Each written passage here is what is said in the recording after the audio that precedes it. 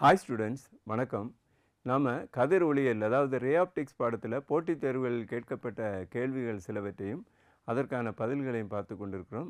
அந்த வகையில் இன்று டோட்டல் இன்டர்னல் ரிஃப்ளெக்ஷன் அதாவது முழுவாக எதிரொலிப்பு என்ற பாடத்தலைப்பில் போட்டித் தேர்வுகளில் கேட்கப்பட்ட கேள்விகளையும் அதற்கான பதில்களையும் பார்க்க இருக்கிறோம். முதல்ல ஒரு கேள்வியை பார்க்கலாம். திரவத்தால் நிரப்பப்பட்ட ஒரு கண்ணாடி குவளையின் அடிப்பகுதியில் படத்தில் காட்டியுள்ளவாறு ஒரு சிறிய நாணயம் இருக்கிறது. நாணயத்திலிருந்து வெளிவரும் ஒளிக்கதிர் திரவத்தின் மேற்பரப்பு வரை பயணித்து அதன் மேற்பரப்பில் நகர்கிறது. திரவத்தில் ஒளி எவ்வளோ வேகமாக பயணிக்கிறது அப்படின்னு கேட்டிருக்காங்க. 4 ஆப்ஷன் கொடுத்துருக்காங்க. ஃபஸ்ட் ஆப்ஷன் 2.4 × 10⁸ மீட்டர் பர் வினாடி, ரெண்டாவது ஆப்ஷன் 3 × 10⁸ மீட்டர் பர் வினாடி, மூன்றாவது ஆப்ஷன் 1.2 × 10⁸ மீட்டர் பர் வினாடி, நான்காவது ஆப்ஷன் 1.8 × 10⁸ மீட்டர் பர் வினாடி. ஸோ இந்த கேள்வியில் இங்கே ஒரு படம் கொடுத்துருக்காங்க. இந்த படத்தில் ஒரு திரவத்தால் நிரப்பப்பட்ட ஒரு கண்ணாடி குவளை இருக்குது. ஸோ இது ஒரு கண்ணாடி குவளை. இதில் ஏதோ ஒரு லிக்யூட்னால் ஃபில்அப் பண்ணியிருக்காங்க. அந்த லிக்யூடுக்கு அடிப்பகுதியில் ஒரு காயினை போட்டிருக்காங்க, சிறிய நாணயத்தை போட்டிருக்காங்க.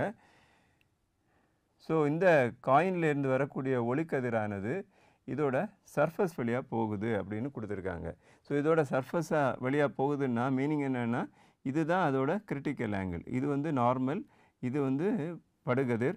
இந்த நார்மலுக்கும் படுகதிருக்கும் இடையில் உள்ள கோணம் கிரிட்டிக்கல் ஆங்கிளாக இருக்கும்போது, அதாவது மாறுநிலை கோணமாக இருக்கும்போது மட்டும்தான் இங்கேருந்து போகக்கூடிய லைட் வந்து அதோட சர்ஃபஸில் போகும். ஸோ இங்கே எனவே இது கிரிட்டிக்கல் ஆங்கிள் அப்படிங்கிறது நமக்கு நல்லா தெரியுது. அப்புறம் இந்த டிஸ்டன்ஸை 3 சென்டிமீட்டர்னு கொடுத்துருக்காங்க, இந்த டிஸ்டன்ஸை 4 சென்டிமீட்டர்னு கொடுத்துருக்காங்க. ஸோ இவ்வளோ டீட்டெயிலும் கொடுத்துருக்காங்க. என்ன கேட்டிருக்காங்கன்னா, இந்த திரவத்தின் வழியாக ஒளி செல்லக்கூடிய வேகம் என்ன அப்படின்னு சொல்லி கேட்டிருக்காங்க. ஸோ உங்களுக்கு கேள்வி புரிஞ்சிருக்குன்னு நினைக்கிறேன். இந்த கொஸ்டினையும் சால்வ் பண்ணணும்னா நமக்கு 2 விஷயம் தெரியணும்.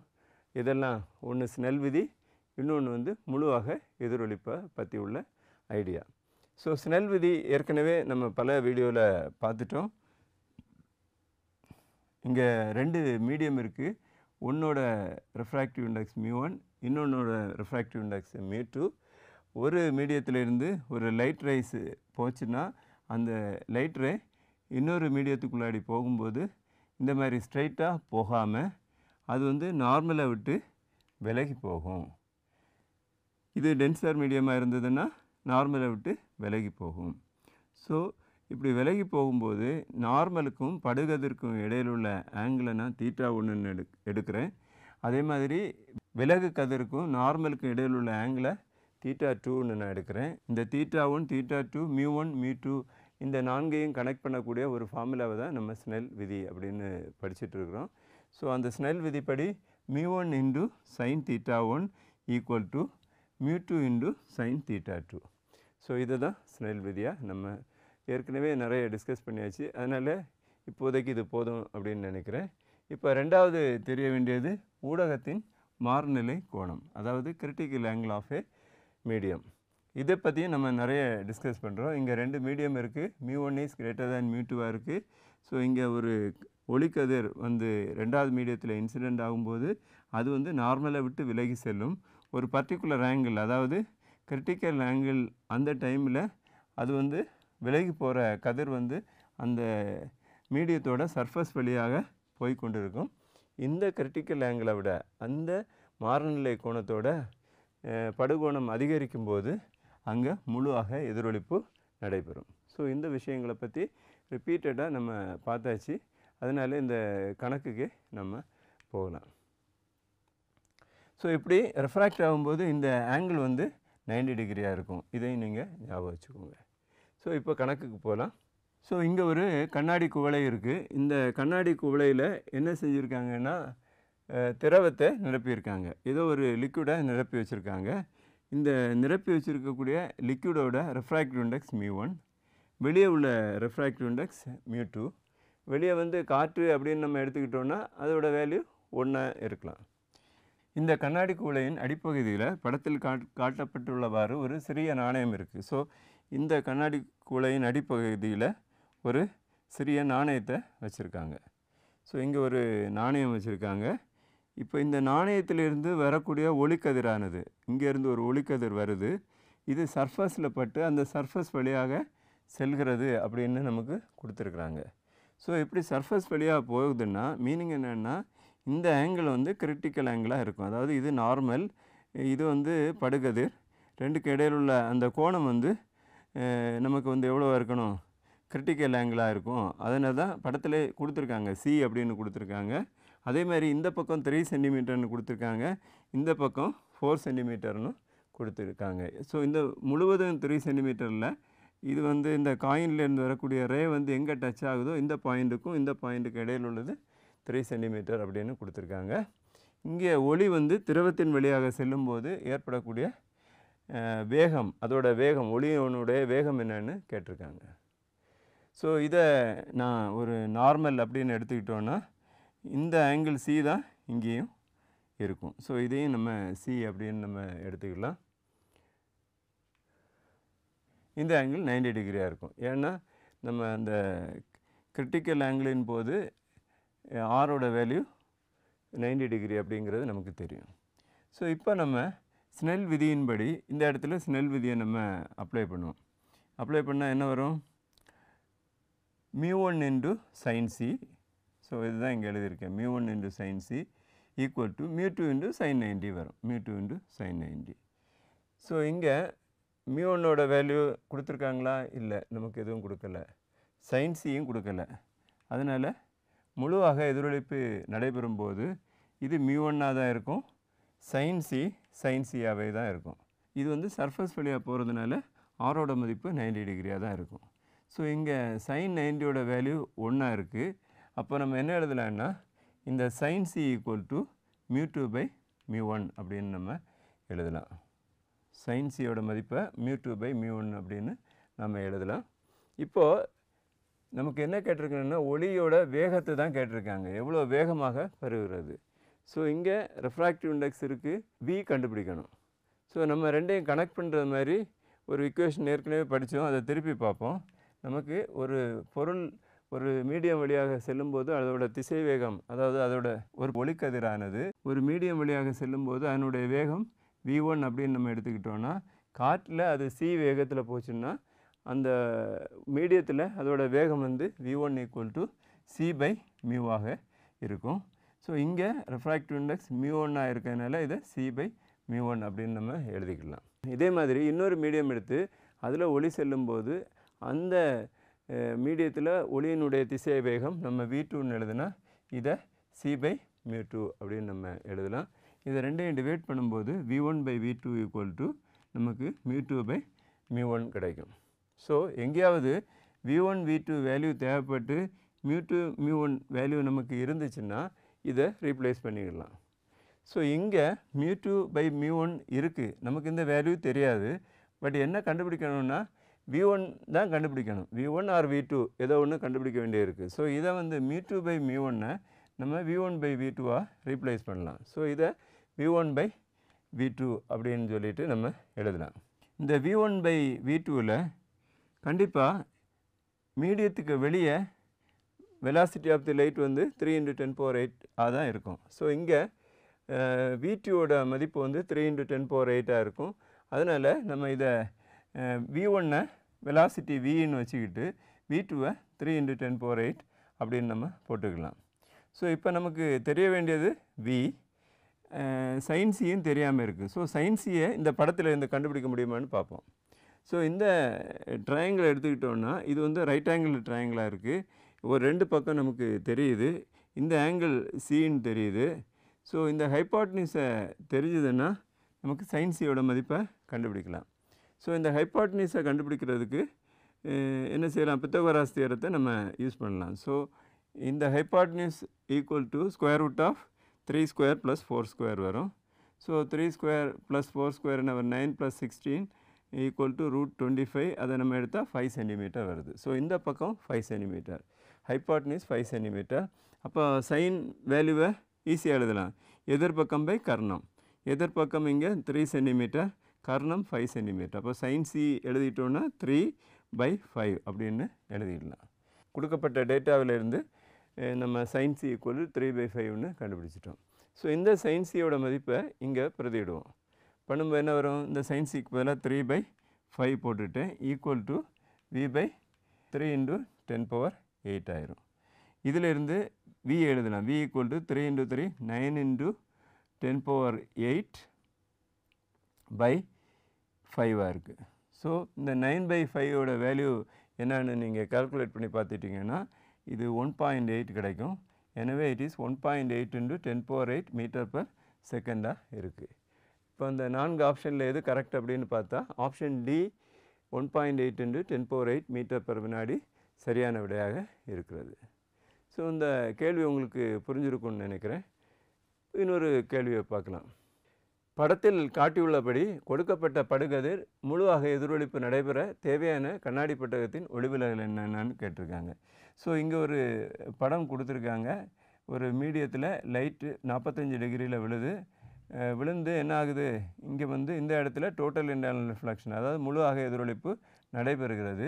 இந்த முழு அக எதிரொலிப்பு நடைபெறணுன்னா கண்ணாடி பட்டகத்தின் ஒளிவிலகல் எண் என்னன்னு கேட்டிருக்காங்க. ஸோ இந்த முழு அக எதிரொலிப்பு நடைபெறணுன்னா இந்த கண்ணாடியோட ஒளிவிலகல் எண்ணோட மதிப்பு என்னன்னு கேட்டிருக்காங்க. ஸோ இதே மாதிரி ஒரு கணக்கை நம்ம ஏற்கனவே செஞ்சுருக்கிறோம். அதனால் இந்த வீடியோவை பாஸ் பண்ணிவிட்டு நீங்கள் இதோட சொல்யூஷனை ட்ரை பண்ணுங்கள். நான் இதை கண்டினியூஸாக செஞ்சு பார்க்குறேன். நீங்கள் செஞ்சுட்டு இந்த ஆன்சரோட நீங்கள் வெரிஃபை பண்ணலாம். ஓகேவா? சரி, இப்போ இந்த பேசிக் கான்செப்ட் ஏற்கனவே நம்ம சொன்ன ஸ்னெல் விதி தான். 2 மீடியம் இருக்குது. ஒரு லைட் ரேஸ் இன்சிடெண்ட் ஆச்சுன்னா அது விலகி செல்லும்போது படுகோணம் θ1 விலகு கோணம் θ2 இருந்ததுன்னா இந்த θ1 θ2 μ1 μ2 இந்த 4ஐயும் நம்ம கனெக்ட் பண்ணக்கூடிய ஃபார்முலா தான் μ1 sin θ1 = μ2 sin θ2. இதை தான் நம்ம ஸ்னெல் விதி அப்படின்னு சொல்லுவோம். இதே மாதிரி ரெண்டாவது கான்செப்ட் என்னென்னா ஒரு ஊடகத்தில் மாறுநிலை கோணம் பற்றி உங்களுக்கு தெரிஞ்சிருக்கணும். ஒரு ரே ஆஃப் லைட் இன்சிடெண்ட் ஆச்சுன்னா அது கிரிட்டிக்கல் ஆங்கிளில் இன்சிடெண்ட் ஆச்சுன்னா அது சர்ஃபஸ் வழியாக போகும். அப்போது ஆரோட மதிப்பு 90 டிகிரியாக இருக்கும். இந்த கிரிட்டிக்கல் ஆங்கிளோட படுகோணத்தின் மதிப்பு அதிகமாக இருந்தால் அங்கே முழு அக எதிரொலிப்பு நடைபெறும். ஸோ இந்த 2 கான்செப்ட் தெரிஞ்சதுன்னா இந்த ப்ராப்ளத்தை நம்ம சால்வ் பண்ணிடலாம். ஸோ இங்கே படத்தில் காட்டியுள்ளபடி இந்த படத்தில் ஒரு படுகதிர் விழுது. இந்த படுகதிர் 45 டிகிரியில் விழுறதா கொடுத்துருக்காங்க. ஸோ இங்கே கொடுக்கல, பட் அந்த கொஸ்டினில் நம்ம ஒரு படம் சேர்த்து தான் கொடுத்துருக்காங்க. அந்த படத்தில் 45 டிகிரி காமிச்சிருக்காங்க. ஸோ அது இங்கே பட்டு முழு அக எதிரொலிப்பு ஆகிறது. அப்படி ஆகணுன்னா இந்த கிளாஸோட ரெஃப்ராக்டிவ் இண்டெக்ஸ் என்னன்னு தான் கேட்டிருக்காங்க. ஸோ இந்த ஆங்கிளை ஆர் அப்படின்னு நான் எடுத்துக்கிடுறேன். ஸோ இதை ஒரு ட்ரையாங்கிள் மாதிரி நான் கொண்டு வந்துட்டேன். இந்த பாயிண்ட்டை ஏ அப்படின்னு நான் எடுத்துக்கிட்டேன். இந்த பாயிண்ட்டை பி அப்படின்னு எடுத்துக்கிட்டேன். இந்த பாயிண்ட் டியாக இருக்குது. இங்கே ரெஃப்ராக்டிவ் இண்டெக்ஸ் μ1, உள்ளாடி ரெஃப்ராக்டிவ் இண்டெக்ஸ் μ2 அப்படின்னு எடுத்துக்கிட்டேன். ஸோ இந்த கோணத்தை sin c அப்படின்னு எடுத்துட்டா இந்த sin c-யில் வரும்போது இந்த ரே இந்த சர்ஃபஸ் வழியாக போகும். இந்த ஆங்கிள் c-யை விட அதிகமாக இருக்கும்போது முழுவாக எதிரொலிப்புக்கு உட்படும். sin c-யாக இருக்கும்போது இங்கே சர்ஃபஸ் வழியாக போகும். ஆனால் நமக்கு அந்த கண்டிஷன் வரும்போது கிரேட்டர் தேன் சிம்பிள் போட்டால் ரிஃப்ளெக்ட் ஆகும், கம்ப்ளீட்டாக டோட்டல் இன்டர்னல் ரிஃப்ளெக்ஷன் ஆகும். மற்றபடி சி அப்படின்னு போட்டிங்கன்னாலே மீனிங் என்னது? ரே அந்த சர்ஃபஸ் வழியாக போகுதுன்னு தான் அர்த்தம். ஸோ இப்போ நம்ம ஏ புள்ளியில் இந்த புள்ளியில் ஸ்னெல் விதியை அப்ளை பண்ணி பார்ப்போம். ஸோ இந்த புள்ளியில் நம்ம ஸ்னெல் விதியை அப்ளை பண்ணும்போது இங்கே படுகதிர் 45 டிகிரி இருக்குது. ஸோ வெளியே உள்ள ரெஃப்ராக்டிவ் இண்டெக்ஸ் μ1. அப்போ μ1 × sin i = μ2 × sin r. ஐயோட வேல்யூ 45 டிகிரி, μ1ஓட வேல்யூ ஏர் காற்று இருக்கனால அதை 1 அப்படின்னு நம்ம எடுத்துக்கலாம். μ2ஓட வேல்யூ நமக்கு கண்டுபிடிக்க வேண்டியிருக்கு. ஆரோட மதிப்பு தெரியாது, அது ஆறுன்னே வச்சுக்கலாம். ஸோ அதையெல்லாம் சப்ஸ்டிடியூட் பண்ணும்போது μ1 sin 45 டிகிரி = μ2ஓட வேல்யூ நமக்கு தெரியாது, இன்டு sin rன்னு இருக்கட்டும். ஓகே, அப்போது sin 45ஓட வேல்யூ 1/√2. இங்கே ஏர் மீடியமாக இருக்கிறதுனால இந்த μ1ஓட வேல்யூவை 1 அப்படின்னு நம்ம எடுத்துக்கலாம். ஸோ 1 × sin 45 = 1/√2 = μ2 × sin r அப்படின்னு வருது. அப்போ mu2 into sin r equal to 1/√2 அதிலிருந்து sin r equal to 1/√2 into mu2 அப்படின்னு வரும். So sin r equal to 1/mu2 into √2 அப்படின்னு நமக்கு வருது. ஸோ இதுதான் sin r-ஓட வேல்யூ. இப்போ நம்ம என்ன செய்யலாம்னா இந்த r-ஓட வேல்யூ நமக்கு தேவையில்லை. பட் இந்த r-ஓட வேல்யூவை இங்கே இருந்து கண்டுபிடிக்கலாம். ஏன்னா நமக்கு c-யோட கனெக்ட் பண்ணி தான் வேணும். அப்போ r-ஐயும் c-யையும் கனெக்ட் பண்ண மாதிரி ஏதாவது பண்ணணும். இதை வந்து ஒரு ரைட் ஆங்கிள் ட்ரையாங்கிளாக எடுத்தோம்னா டோட்டல் ஆங்கிள் வந்து 180 டிகிரியாக இருக்கும். So r plus c plus இந்த 90 டிகிரி இந்த மூணையும் ஆட் பண்ணால் 180 டிகிரியாக இருக்கும். இப்போ நான் இங்கே எழுதுகிறேன் r ப்ளஸ் இந்த ஆங்கிள் c ப்ளஸ் இந்த ஆங்கிள் 90 டிகிரி ஈக்குவல் டு மூணையும் கூட்டினா 180 டிகிரி வரும். ஸோ இதில் இருந்து இந்த r-ஓட மதிப்பை நான் எழுதலாம். எவ்வளோ வரும்? 90 மைனஸ் c-ஆக இருக்கும். 180 மைனஸ் 90 90 மைனஸ் c-ஆக இருக்கும். ஸோ ஏன் இதை கண்டுபிடிக்கிறேன்னா நமக்கு இந்த ஃபார்முலாவில் வரும்போது r வருது. பட் நமக்கு r தேவையில்லை. நமக்கு c பேஸ் பண்ணி தான் எல்லாத்தையும் செய்யணும். கிரிட்டிக்கல் ஆங்கிளை பேஸ் பண்ணி தான் எல்லாம் செய்யணும். ஸோ இந்த r-ஐ நான் c-யாக கன்வெர்ட் பண்ணுறதுக்கு தான் இந்த மேத்தமெட்டிக்கல் ஸ்டெப்பை நான் யூஸ் பண்ணேன். ஸோ இந்த r-க்கு பதிலாக இப்போ என்ன போடலாம்? 90 மைனஸ் c போடலாம். ஸோ sin r-க்கு பதிலாக sin 90 மைனஸ் c போடுறேன் ஈக்குவல் டு 1/mu2 இன்டு √2 இருக்குது. sin 90 மைனஸ் தீட்டாவை நம்ம cos தீட்டா அப்படின்னு எழுதலாம். எனவே cos c equal to 1/mu2 into √2 அப்படின்னு நம்ம எழுதலாம். முதல்ல நம்ம a புள்ளியில் நம்ம ஸ்னெல் விதியை அப்ளை பண்ணோம். இப்போ இனி b புள்ளியில் ஸ்னெல் விதியை அப்ளை பண்ணுறோம். ஏன்னா நம்ம c-யோட வேல்யூவை தான் கண்டுபிடிச்சி வச்சுருக்கிறோம். இதை இன்னொரு ஈக்குவேஷன் இருந்தால் தான் நமக்கு சால்வ் பண்ண முடியும். ஏன்னா இங்கே ஒரு வேரியபிள் c mu2 இருக்குது. 2 வேரியபிள் இருக்குது. ஸோ 2 வேரியபிளை நம்ம சால்வ் பண்ணணும்னா 2 ஈக்குவேஷன் வேணும். ஒரு ஈக்குவேஷன் இது, இன்னொரு ஈக்குவேஷன் நம்ம ஃபார்ம் பண்ணால் தான் இதை சால்வ் பண்ண முடியும். ஸோ இன்னொரு ஈக்குவேஷனுக்கு இந்த பாயிண்டில் நம்ம ஸ்னெல் விதியை அப்ளை பண்ணலாம். ஸோ இந்த c ஆங்கிளில் விழும்போது இந்த லைட் ரே எங்கே போகும்? இந்த சர்ஃபஸ் வழியாக போகும். ஸோ அந்த கண்டிஷனில் இந்த பாயிண்ட் பியில் நம்ம ஸ்னெல் விதியை அப்ளை பண்ணணும். அப்போ b புள்ளியில் ஸ்னெல் விதியை அப்ளை பண்ணும்போது இங்கே வரக்கூடிய இதுதான் இன்சிடென்ட் ரே, இதுதான் வெளியே போகிற ray. So mu2 into sin c உள்ளே இருந்து வெளியே வருது. அப்போ mu2 இன்டு இந்த angle sin c equal to வெளியே வந்து என்ன வரும்? mu1 இன்டு இந்த ஆங்கிள் வந்து என்ன தான் இருக்குது? 90 டிகிரியாக இருக்குது. ஸோ sin 90 டிகிரியாக இருக்குது. ஏன்னா இப்போது இது வழியாக தான் அந்த ரே போகணும். ஏன்னா இந்த c ஆங்கிளில் விழுந்தால் இது வழியாக போகணும். இதுதான் நார்மல். ஸோ இந்த r-ஓட வேல்யூ r ஈக்குவல் டு என்ன இருக்குது? 90 டிகிரியாக இருக்குது. ஸோ r ஈக்குவல் டு 90 டிகிரியாக இருக்குது. இங்கே அதனால தான் இங்கே 90 டிகிரி போட்டேன். ஸோ 1 sin 90 1 இருக்கும். நம்ம இதில் இருந்து sin c equal to 1/mu2 அப்படின்னு எழுதலாம். ஸோ இங்கே cos c equal to mu2 into √2 அப்படின்னு ஒரு ஈக்குவேஷன் கிடச்சி, இங்கே sin c equal to 1/mu2 அப்படின்னு ஒரு ஈக்குவேஷன் கிடைக்கிது. இதை நம்ம சால்வ் பண்ணணும். சால்வ் பண்ணுறதுக்கு என்ன மெத்தட் வேணாலும் யூஸ் பண்ணலாம். இந்த mu2-வை கண்டுபிடிச்சிட்டு ஈக்குவேட் பண்ணி கண்டுபிடிக்கலாம். வேறு மெத்தட் வேணா இருந்தாலும் யூஸ் பண்ணலாம். நான் என்ன மெத்தட் யூஸ் பண்ணேன்னா நம்ம மேத்தமெட்டிக்கல் ஒரு ரிலேஷன்ஷிப் இருக்குது. sin square theta plus cos square theta equal to 1 அந்த ரிலேஷனை நான் எடுத்துக்கிடுறேன். So cos square c plus sin square c equal to 1 இந்த ஈக்குவேஷனில் இதை ரெண்டையும் நம்ம சப்ஸ்டிடியூட் பண்ணுவோம். முதல்ல cos ஸ்கொயர் c. ஸோ இதோட ஸ்கொயர் பண்ணால் என்ன வரும்? 1/mu2 square into 2. அப்போது 1/2 mu2 ஸ்கொயர் அப்படின்னு நான் இதை போடுறேன். இதேமாதிரி sin ஸ்கொயர் cன்னு சொல்கிறது இங்கே sin c 1/mu2 இருக்குது. இதை ஸ்கொயர் பண்ணால் 1/mu2 ஸ்கொயர் வரும். ஸோ 1/mu2 ஸ்கொயர் வருது ஈக்குவல் டு 1 இருக்குது. ஸோ இந்த ரெண்டுக்கும் எல்சிஎம் என்ன அப்படின்னு நீங்கள் பார்த்துட்டிங்கன்னா 2mu2 ஸ்கொயர் தான் எல்சிஎம். ஸோ ரெண்டுக்கும் காமனாக நான் 2mu2 ஸ்கொயர் எழுதிட்டேன். இதால் டிவைட் பண்ணால் 1 இன்ட்டு 1 தான் வரும். 2mu2 ஸ்கொயரை mu2 ஸ்கொயரால் டிவைட் பண்ணால் நமக்கு 2 வரும். 2 இன்ட்டு 1 ஈக்குவல் டு 2. அப்போ 1 ப்ளஸ் 2 வருது ஈக்குவல் டு 1 வருது. 3/2 mu2 ஸ்கொயர் ஈக்குவல் டு 1. அப்போ அதிலிருந்து நம்ம mu2 ஸ்கொயர் என்ன எழுதலாம்? 3/2ன்னு எழுதலாம். So mu2 square equal to 3/2 அப்படின்னு கிடைக்குது. நமக்கு mu2-ஓட வேல்யூ தான் கேட்டிருக்காங்க. அப்போ mu2 equal to square root of 3/2. So இங்கே என்ன ஆப்ஷன் சரியாக இருக்கும்னு பார்த்தா √3/2 சி ஆப்ஷன் கரெக்டாக இருக்குது. ஸோ இங்கே என்ன லாஜிக் நீங்கள் யூஸ் பண்ணணுன்னா, இங்கே 2 பாயிண்ட் இருக்குது, ஏ பாயிண்ட் பி பாயிண்ட். ஏ பாயிண்டில் ஸ்னெல் விதி அப்ளை பண்ணும்போது ஒரு இக்குவேஷன் கிடைக்குது. அந்த இக்குவேஷனால் என்ன செய்ய முடியலைன்னா நமக்கு சால்வ் பண்ண முடியலை, அது 2 வேரியபிளாக இருக்கனால பி புள்ளியில் எகெயின் இன்னொரு தடவை ஸ்னெல்ஸ் லாவை அப்ளை பண்ணி இன்னொரு இக்குவேஷன் கிடைக்கும். அந்த 2 இக்குவேஷனையும் நீங்கள் சால்வ் பண்ணும்போது மியூவோட வேல்யூ நமக்கு கிடைக்கும்.